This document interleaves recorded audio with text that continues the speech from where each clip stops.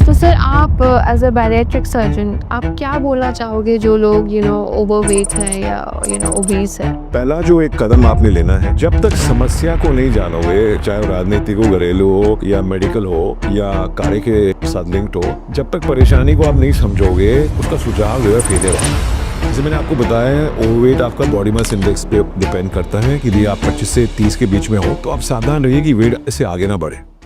Hi everybody, आज FCR group चल पड़ा है गंगाराम हॉस्पिटल और आज हम लोग पॉडकास्ट करेंगे डॉक्टर प्रोफेसर सुविराज जॉन का, जो एक लैप्रोस्कोपिक रोबोटिक सर्जन भी है। तो चलिए सर से बात करते हैं। Welcome to our show and please keep watching. आपका इंसाइट सुन के मतलब इतना कुछ मुझे जानने को मिला और डेफिनेटली दर्शकों को भी पता चला ये सब बातें। तो सर आप एज अ बैरिएट्रिक सर्जन आप क्या बोलना चाहोगे जो लोग ओवरवेट है या ओबीस है। पहला जो एक कदम आपने लेना है कि प्रॉब्लम को पहचानिए। हो सकता है आपको कोई परेशानी ना हो, इसका एक सरल जो उपाय है कि अपना एनुअल हेल्थ चेकअप करवाना है। एक प्रॉपर मेडिकल हेल्थ चेकअप जो किसी भी आजकल किसी भी बड़े अस्पताल में, इसमें आपका एक बेसिक प्रोफाइल होता है। आजकल अलोंग विद योर वेट आपकी ब्लड वर्क होती है जिसमें आपके शुगर्स, आपके लिपिड्स, आपके kidney function, liver function, thyroid function ये हो जाती हैं अलोंग विद विटामिन लेवल्स। ये मिनिमम कॉमन पैनल होती है। एक्सरे, ईसीजी एंड अल्ट्रासाउंड होती है। Age range along with family history के अनुसार यदि आपका रिस्क ज़्यादा है कार्डियक में तो आपका एक्सटेंडेड प्रोफाइल भी हो सकती है। आपकी इकोकार्डियोग्राम या स्ट्रेस इकोकार्डियोग्राम ये सब हो सकती हैं और उसके आधार पे अगला कदम या कोई जांचें आपको लेना पड़ेगा। जैसे मैंने आपको बताया है, ओवरवेट आपका बॉडी मास इंडेक्स पे डिपेंड करता है कि यदि आप 25 से 30 के बीच में हो तो आप सावधान रहिए कि वेट इससे आगे ना बढ़े। कदम उठाइए ताकि वो आप नॉर्मल रेंज की तरफ वापस चले जाए। ये एक आसान मौका है क्योंकि इसके बाद में यदि आपका वेट बढ़ जाता है, जितना आपका वेट क्लास ऑफ ओबेसिटी बढ़ती है उतना ही मुश्किल होता है अपने बल पे वापस नॉर्मल रेंज में आके पहुंचना और वहां मेंटेन करना बहुत ही मुश्किल होता है। आजकल कुछ उपाय हैं। पहली बात है, जैसे आपका ओबेसिटी में आ गया, बीएमआई 30 से ऊपर निकल गया, लेटेस्ट गाइडलाइंस के मुताबिक, क्लिनिकल प्रैक्टिस गाइडलाइंस होती हैं उसके मुताबिक 27.5 बीएमआई से ऊपर भारतीय सिचुएशन में निकलना उसको भी मोटापा माना जाता है, क्लास 1 ओबेसिटी। तो ज़्यादातर एशियन इंडियंस में 2.5 पॉइंट्स जो है कम पॉइंट से हमारी डेफिनेशन शुरू हो जाती है। तो यदि आप क्लास 1 ओबेसिटी में आ गए हैं तो पहला कदम जो आपने करना है, अपने लाइफस्टाइल को जो है ऑडिट करना है, अपने डेटा कहाँ कमियां है जितना कर सकते हो।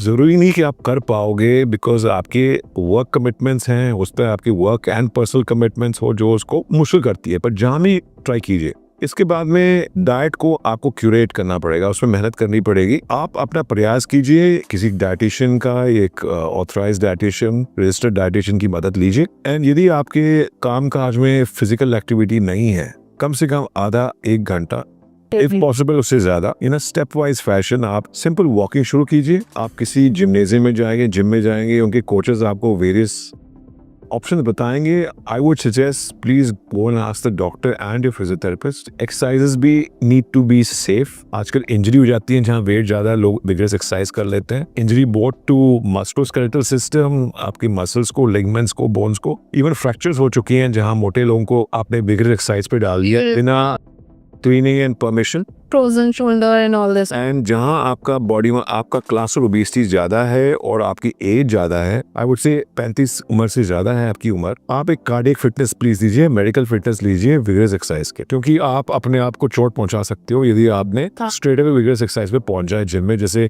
कार्डियो है, जो आपकी गति जो है नॉर्मल वेट लॉस के लिए, वेट कंट्रोल के लिए आपकी जो गति होनी चाहिए 2 किलोमीटर या 2.5 किलोमीटर प्रति घंटे, उससे कम, नॉन इंक्लाइन ट्रेडमिल पे। बिना इंक्लाइन का मैं कहूंगा कि 2 किलोमीटर प्रति घंटे की गति से ऊपर मत जाइए। जैसे ही आप 2 किलोमीटर या 2.5 किलोमीटर प्रति घंटे की गति से ऊपर जाओगे, you will burn sugar not fat predominantly. तो उससे आप 1.5-2 घंटे की पूरी जिम करा लो और अच्छे आपको एक्सरसाइज की फीलिंग आ गई, पसीने छूट गए, सांस एक बार फूल गई, but you will have burned more sugar than fat. So slow persistent long exercise burns fat. Fat जो है आपकी एक लॉन्ग करेंसी होती है, शुगर होती है for a short space.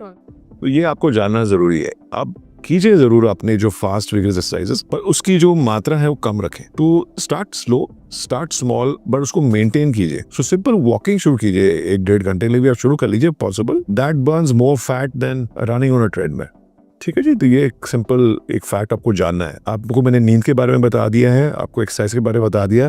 Third जो डाइट है, ब्रॉडली स्पीकिंग, क्विक डिटेल्स, दिन में कम से कम 400 से 500 ग्राम जो है हरियाली, that is greens, either salads, fruit या vegetables, non steam, non grilled, fresh लीजिए।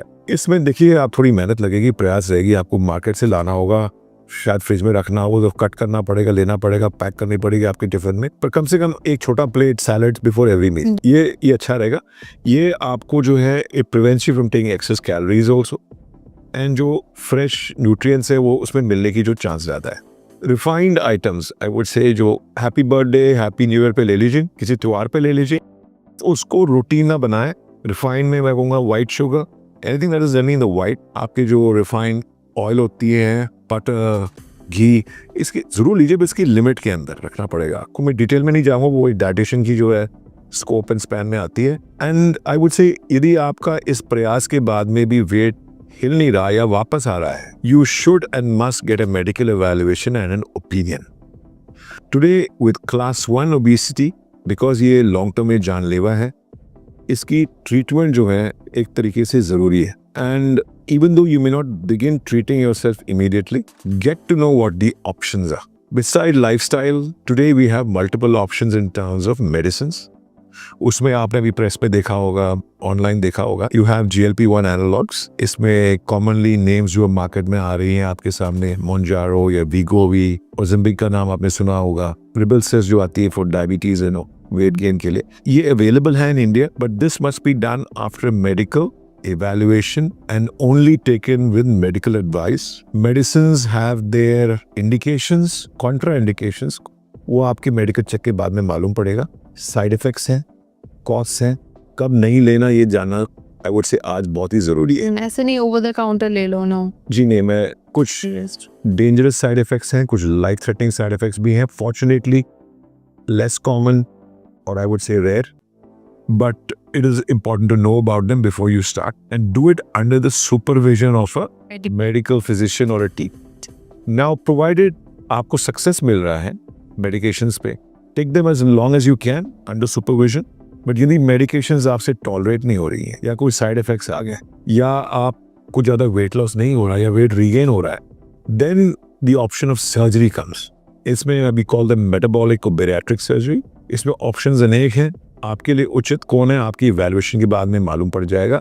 आपने 4 चीज़ें पता करना है, कौन सा सर्जिकल ऑप्शन आपके लिए उचित है in terms of safety, success, long term compliance by yourself, की इसकी जो शर्तें होती है सर्जरी, आप कर पाओगे नहीं कर पाओगे, और चौथा विच इज मोस्ट इंपॉर्टेंट कि almost everyone after 2 years of surgery will regain some weight, और 10 से 15% ऐसे लोग हैं जिनको काफी हद तक वेट रीगेन हो जाएगा, 5 से 10% लोगों को पूरा वेट रीगेन हो जाएगा। Unless they follow diet advice follow करने पे उनकी वेट की होल्डिंग कैपेसिटी अच्छी होती है, पर कुछ लोग इसके बावजूद भी 5 to 10% will regain significant weight, and उनमें से कम I would say half will require another procedure.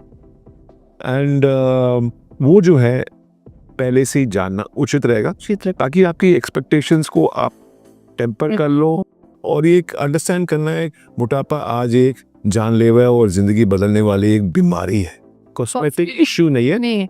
Cosmetic issue तो है because of the visual depiction. याद रखिए, यदि आपने अपना जो एक डिजीज को ट्रीट कर लिया, आपको एक कॉस्मेटिक बेनिफिट भी मिल गया, which is an add on, but इसको this has be done under medical supervision. और इसीलिए जो हम लोग ये quick remedies, magic therapies and home grown solutions, इस पे देखिए जरूर उसके बारे में पता कीजिए, have it rechecked with your physician, doctor से चेक करा लीजिए, because this is a long term challenge. जब तक हम इसको ना पहचान पाए, सक्सेस का चांस कम रहेगा। Thank you sir, thank you so much.